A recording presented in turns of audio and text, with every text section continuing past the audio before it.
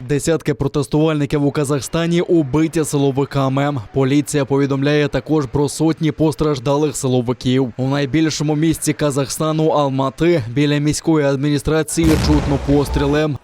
Раніше її підпалили мітингарі. У великих містах країни тривають антиурядові виступи. Президент Казахстану Касим-Жомарт Токаєв попросив країни-члени Організації договору про колективну безпеку надати військову допомогу. Це проросійський військовий блок із центром в Москві. До ОДКБ, окрім Казахстану, входить Вірменія, Білорусь, Росія, Киргизстан і Таджикистан. І нинішній голова її ради, прем'єр-міністр Вірменії Нікол Пашинян, підтвердив, що до Казахстану відправились так звані миротворці. Колони військової техніки, найімовірніше російської, уже на дорогах Казахстану.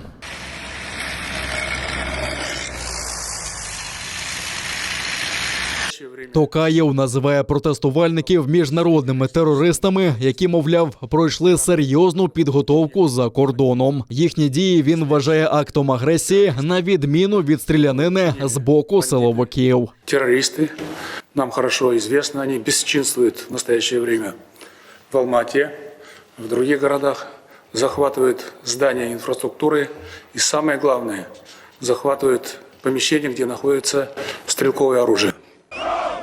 Акції протесту спалахнули 2 січня у Мангістауській області після різкого підвищення цін на скраплений газ. Проте пізніше вимоги стали політичними. Люди закликали владу, зокрема і Назарбаєва, піти у відставку. І хоча уряд зрештою пообіцяв знизити ціни на газ у Мангістауській області, протести перекинулися на інші міста. Журналістер, блогерлер. Шановні журналісти, блогери, тут розповідають багато версій того, що відбувається. Ви маєте розуміти, що сталося. Після 30 років тиску пружина випрямилася. Дивіться, по нас стріляють. Але ніхто з нас не хоче вбивати людей. Будь ласка, прийдіть і подивіться самі на лице нашої країни. Президент відправив у відставку уряд. Нурсултан Назарбаєв залишив посаду голови Ради безпеки країни. Але протести лише посилилися. Наразі на всій території Казахстану діє режим надзвичайної ситуації. ООН та ОБСЄ закликали сторони конфлікту до стриманого діалогу. Тиша на фронті довго не протрималася. Після добового затища російські окупанти відкривали вогонь поблизу 4 населених пунктів. В лавах українського війська обійшлося без втрат. За повідомленням штабу Об'єднаних сил, ворог провокував оборонців Майорська, Катеринівки та Шумів з гранатометів, кулеметів великого калібру та стрілецької зброї. А неподалік Авдіївки на Донеччині застосували протитанковий ракетний комплекс. Українські захисники відкривали вогонь у відповідь, не застосовуючи заборонене мінськими домовленостями озброєння, та змусили противника припинити обстріли. Завдяки зусиллям наших воїнів, рубежі українських підрозділів залишилися незмінними. Станом на 11 годину 6 січня порушень режиму припинення вогню з боку російсько-окупаційних військ не зафіксовано. Підрозділи Об'єднаних сил продовжують виконувати визначені завдання з відсічі і стримування збройної агресії Російської Федерації. Ця жінка стверджує, що її сестра з 2017 року незаконно перебуває у концтаборі на території китайського регіону Сіньцзянь. Тому вона вийшла до будівлі суду у Стамбулі та закликає покарати усіх, хто до цього причетний. Ми з сестрою громадяни Туреччини. Ми хочемо, щоб уряд її врятував, бо вона невинна. 19 уйгурів подали позов до турецького суду на китайських чиновників. Вони звинувачують їх у геноциді, тортурах, зґвалтуваннях та злочинах проти людяності. Про табори примусової праці у Сіньцзяні, де за даними незалежних розслідувань містять близько 1 мільйона мусульман-уйгурів. Спочатку Китай заперечував, що табори є, однак пізніше Пекін підтвердив, що в Сіньцзяні є так звані центри професійної підготовки, які, мовляв, допомагають боротися з екстремізмом і де уйгурів навчають різних професій. Свідки кажуть, що за фактом це просто в'язниці. Активісти кажуть, що Міжнародний кримінальний суд уже давно має розпочати розслідування. І що стосовно Пекіна, треба запровадити військові та економічні санкції. Однак, оскільки Китай входить до складу Ради безпеки ООН, це неможливо. Рада безпеки має підтримувати мир і захищати права людини. Проте її держава-член систематично вчиняє злочини геноциду. І ми не дуже покладаємося на міжнародний механізм. Тепер уйгури хочуть досягти того, щоб у справу втрутилося турецьке правосуддя, оскільки воно визнає універсальну юрисдикцію. Тобто злочини геноциду, зґвалтувань та катувань можуть розглядатися у турецьких судах, навіть якщо їх скоїли в іншій країні. По-перше, ми вимагаємо видати ордер на арешт тих, кого ми звинувачуємо в цих злочинах. Адже вони й далі їх скоюють. Ми знаємо, що мільйони людей навіть зараз у в'язниці. Ми хочемо, щоб судовий процес розпочався негайно і злочинці постали перед судом. Mahkeme önüne çıkarılmasını istiyoruz.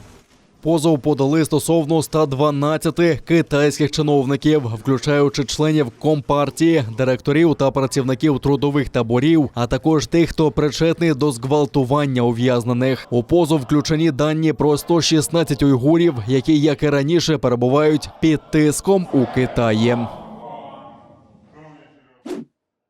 В Україні дозволили бустерну дозу усім охочим. Її можна колоти вакцинованим віком від 18 років, незалежно від того, якою вакциною щепилися раніше. За словами міністра охорони здоров'я Віктора Ляшка, бажаний період введення дози від 6 до 9 місяців із дати отримання другого щеплення від COVID-19. Тим, хто отримав перші 2 щеплення вакциною CoronaVac, рекомендовано також вводити бустерну дозу Pfizer, але за відсутності МРНК-вакцин бустерну дозу можна зробити і іншою вакциною. Це, за словами міністра, має посилити ефективність вакцини та дати кращий захист від нового штаму коронавірусу Омікрон. Після введення бустерної дози можна буде отримати новий ковід-сертифікат, який діятиме 270 діб з дати її введення. Згенерувати його можна буде в дії орієнтовно наприкінці січня 2022 року. До того часу буде чинним сертифікат за попередню повну вакцинацію. Тим часом минулої доби на материковій частині України виявили 6632 нові випадки зараження коронавірусом. Госпіталізовано більше 2000 людей, 187 померли від наслідків цієї хвороби. В окупованому Криму виявили 137 нових випадків COVID-19, і це за сумнівними підрахунками окупаційної влади. Також 24 людини на півострові не змогли подолати хворобу та пішли з життям. Нову хвилю пандемії ковіду медики очікують наприкінці січня, на початку лютого. Після закінчення свят та закордонних відпусток, у який багато людей не дотримувались карантинних обмежень. Різні країни світу б'ють антирекорди за кількістю випадків ковіду. Так, у Нідерландах виявили 24,5 тисячі заражених. Порівняно з минулим тижнем позитивних тестів на коронавірус побільшало на 60%. За офіційними даними, в Україні домінує штам Омікрон. Водночас кількість госпіталізованих найнижча за останні 2 місяці. Проте експерти очікують, що лікарні незабаром почнуть швидко заповнюватися. 19 грудня влада Нідерландів ввела суворі карантинні заходи. Працюють лише магазини з основними товарами. Людям заборонено збиратися групами понад 2 особи. В Україні вакцинували 85% дорослого населення, але ревакцинуватись люди не поспішають. Рекордно багато нових випадків ковіду зафіксували у Швеції – понад 17 тисяч. Тяжких випадків тут також менше, ніж було під час попередніх спалахів. Кількість заражень за добу зростає з листопада. У грудні влада посилила антиковідні заходи, але вони усе одно набагато м'якші, ніж у багатьох інших європейських країнах. У нас стрімко зростає кількість хворих, але поки що це не дуже впливає на систему охорони здоров'я. Однак ми постійно спостерігаємо за ситуацією та оцінюємо її. Шведські медики очікують, що пік захворюваності на коронавірус припаде на середину цього місяця. У сусідній Данії виявили 26 тисяч нових випадків COVID-19. Це також антирекорд для країни. А в Аргентині за останню добу зареєстрували понад 95 тисяч заражених. При цьому експерти вважають, що якби більше людей тестувалося, то за добу виявили б і 150 тисяч нових випадків. Абсолютний антирекорд установили полетіли у США. Там 3 січня за добу виявили 1 мільйон нових випадків зараження. Це найвищий показник у світі. При цьому за останній тиждень кількість госпіталізацій зросла удвічі. Зараз в американських лікарнях лікуються 100 тисяч пацієнтів з ковідом. Китайське місто Сіань перетворюється на другий Ухань. У місті вкрай жорсткий карантин. Жителям заборонили виходити з будинків навіть по продукти. Служба доставки теж працює з перебоями. Голодні люди просять допомоги через інтернет. У мережу попали також кадри із затриманням тих, хто вийшов на вулицю шукати їжу. Водночас, за офіційними даними, у місті на ковід хворіє лише до 1500 осіб. Аналітики кажуть, що ситуація може бути значно серйознішою. Коли локдаун запроваджували в інших містах, я не переймалася. Та коли це трапилося зі мною, коли я опинилася під замком, то почала розуміти, наскільки ситуація серйозна. Чиновники Сіаня опублікували список із 12 магазинів та організацій, де можна замовити доставку їжі. Але містяни пишуть, що у постачальників запасів уже немає. Хтось написав: «Треба їжа, онлайн нічого не замовиш. Вийти не можемо, дім опечатано вже 10 днів. Закінчилася навіть локшина швидкого приготування. Голодуємо». Ще один допис. Районний магазин закрили зненацька. Нема ні рису, ні борошна, ні навіть солі. І такий: «Ми не їли уже 2 дні». Хтось написав, що намагався замовити онлайн у 8 офіційних групах, але харчі там недоступні. Люди кажуть, що отримали продуктову допомогу від влади. А я хіба не в Сіані живу? У нас тут пандемія чи голод, вулиці пусті, громадський транспорт не ходить. У небезпеці опинилися і ті, хто залежить від медикаментів, приміром, діабетики. Тим, хто порушує правила, загрожує до 10 днів ув'язнення та близько $80 штрафу. Відтепер і кримсько-татарською. Читати новини на сайті Міністерства з питань реінтеграції тимчасово окупованих територій України можна мовою корінного народу Криму. Для цього потрібно натиснути на символ перемикання мови у правому куті головної сторінки сайту. У прес-службі міністерства зазначили, що ініціатива реалізована у рамках концепції розвитку кримсько-татарської мови та закону України про корінні народи України.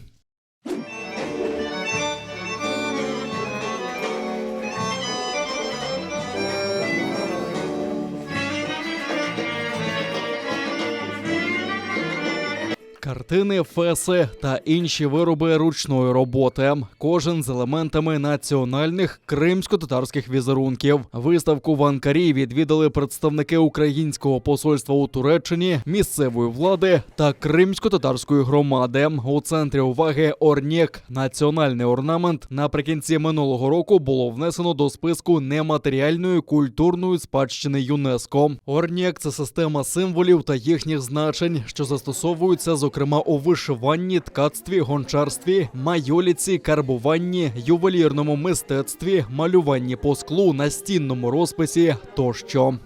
Надзвичайно вдячний за організацію такого заходу. Це серйозно показує, як національне мистецтво впливає на формування нації. Ми бачимо тут, що за дуже короткий час місцеві жителі навчилися вишивати дуже якісно і дуже чітко, і це підтверджує генетичний код кримськотатарського народу, турецьких представників тут і залишків нащадків кримськотатарського народу тут, наскільки вони поєднані і наскільки відчувають один одного. І це дуже важливо поряд з національною мовою. Національна вишивка – це збереження національних традицій і розвиток самого народу і самої традиції. Тому ми все всебічно підтримуємо, і ця виставка є одним із таких підтверджень, що це для нас спільне, і ми будемо над цим працювати, на тому, щоб промувати його весь орнек і вишивку в Туреччині. Як ви знаєте, у Туреччині дуже багато кримських поселень, людей, які виїхали з Криму. Я вважаю, що від цього Туреччина стає тільки сильнішою. Ми завжди були разом, і сьогодні ми прийшли їх підтримати і дуже цьому раді. Тут, у Туреччині, ми живемо як в раю. Є таке ж місце Крим. Нам пощастило побувати у Бахчисараї. Там особлива краса. Дасть Бог, і ми знову зможемо побачити Крим. Я всім рекомендую його відвідати. Ми хотіли показати цю культуру людям, які сюди приходять. Для цього ми створили дім кримської культури в Балик-Пенарі. Наш проєкт завершився близько півроку тому. Ми представили його агенції розвитку Анкари як проєкт технічної підтримки, щоб продовжити. Ми навчали наших учнів протягом 3 місяців, включно з курсом під керівництвом кримськотатарської майстрині вишивки Айше Османової, яку запросили з Криму. Це був тренінг вишивки вручну. Наша наступна мета – ділитись нашими виробами з національної вишивки. Bundan sonraki amacımız balık